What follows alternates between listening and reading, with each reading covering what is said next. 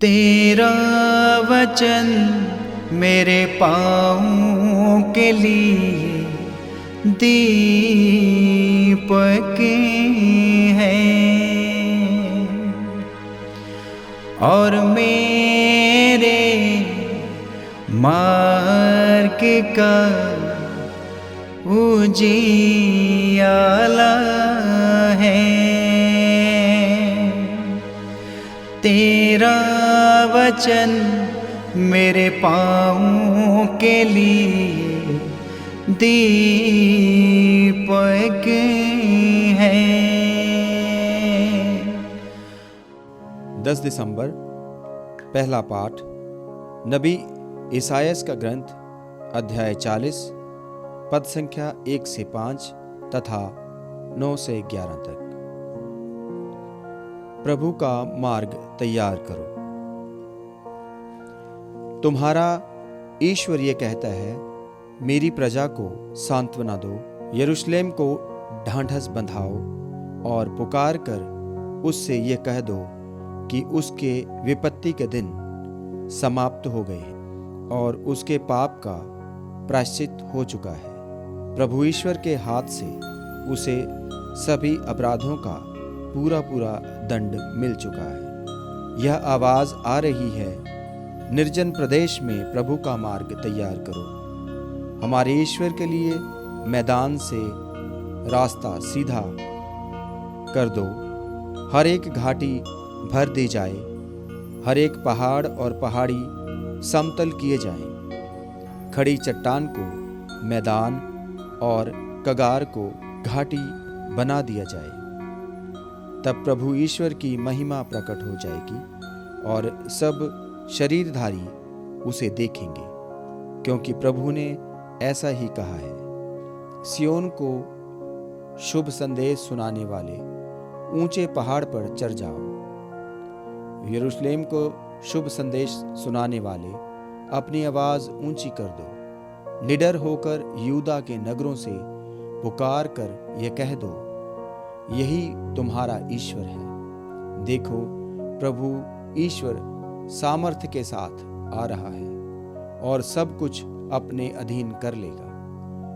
वह अपना पुरस्कार अपने साथ ला रहा है और उसका विजयोपहार भी उसके साथ है। वह गडेरियों की तरह अपना रेवड़ चराता है, वह मेमने को उठाकर अपनी छाती से लगा लेता है और दूध पिलाने वाली भेड़ें धीरे धीरे से ले चलता है। ये प्रभु की वाणी है। ईश्वर को धन्यवाद। भजन अनुवाक्य। हे प्रभु, हम पर दया प्रदर्शित कर और हमें मुक्ति प्रदान कर। हे प्रभु, हम पर दया प्रदर्शित कर और हमें मुक्ति प्रदान कर।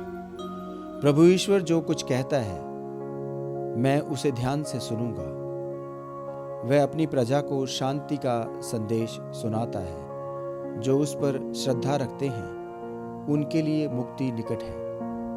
उसकी महिमा हमारे देश के निवासी करेंगे। अनुवाक्य। हे प्रभु, हम पर दया प्रदर्शित कर और हमें मुक्ति प्रदान कर। दया और सच्चाई, न्याय और शांति, ये एक दूसरे से मिल जाएंगे। सच्चाई पृथ्वी पर पनपने लगेगी और न्याय स्वर्ग से हम पर दया दृष्टि करेगा। अनुवाक्य। हे प्रभु, हम पर दया प्रदर्शित कर और हमें मुक्ति प्रदान कर। प्रभु हमें सुख शांति प्रदान करेगा और पृथ्वी फल उत्पन्न करेगी। न्याय उसके आगे आगे चलेगा और शांति उसके पीछे पीछे आती रहेगी। अनुवाक्य।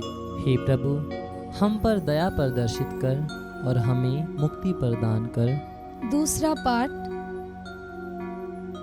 संत पौलुस का दूसरा पत्र अध्याय 3 पद संख्या 8 से 14 तक।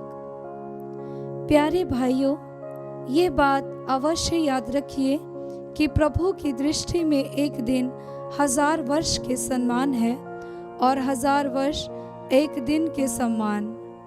प्रभु अपनी प्रतिज्ञाएं पूरी करने में विलंब नहीं करता, जैसा कि कुछ लोग समझते हैं, किंतु वह आप लोगों के प्रति सहनशील है और ये चाहता है कि किसी का सर्वनाश नहीं हो, बल्कि सब के सब पश्चाताप करें।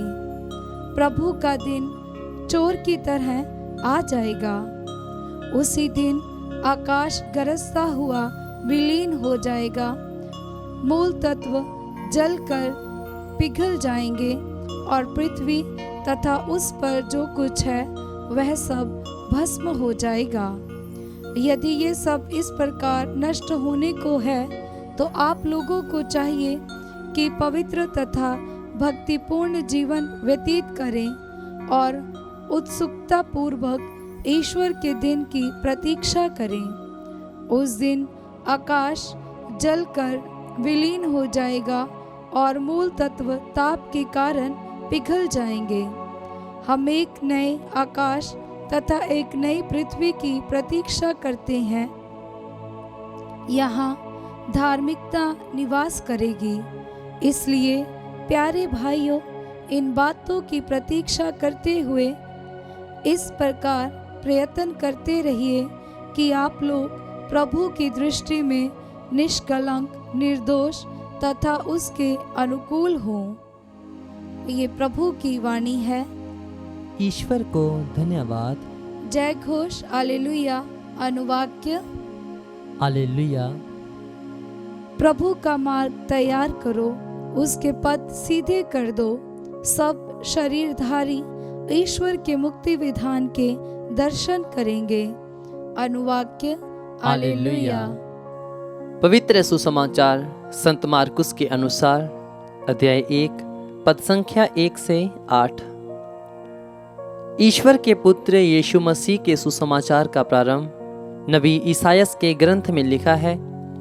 मैं अपने दूत को तुम्हारे आगे भेजता हूँ, वह तुम्हारा मार्ग तैयार करेगा। निर्जन प्रदेश में पुकारने वाले की आवाज़, प्रभु का मार्ग तैयार करो, उसके पथ सीधे कर दो। इसी के अनुसार यूहन्ना बपतिस्ता निर्जन प्रदेश में प्रकट हो गया और पाप क्षमा के लिए पश्चाताप के बपतिस्मा का उपदेश देने लगा। सारी यहूदिया और यरूशलेम के लोग यूहन्ना के पास आते थे और अपने पाप स्वीकार करते हुए यरदन नदी में उससे बपतिस्मा ग्रहण करते थे। यूहन्ना ऊँट के रों का कपड़ा पहने और कमर में चमड़े का पट्टा बांधे रखता था। उसका भोजन टिड्डियाँ और वन का मधु था। वह अपने उपदेश में यह कहा करता था, जो मेरे बाद आने वाले हैं वह मुझसे अधिक शक्तिशाली हैं। मैं तो झुककर उनके जूते का फीता खोलने योग्य भी नहीं हूँ। मैंने तुम लोगों को पानी से बपतिस्मा दिया है, वह तुम्हें पवित्र आत्मा से बपतिस्मा देंगे। ये प्रभु का पवित्र सुसमाचार है। ख्रीस्त की जय।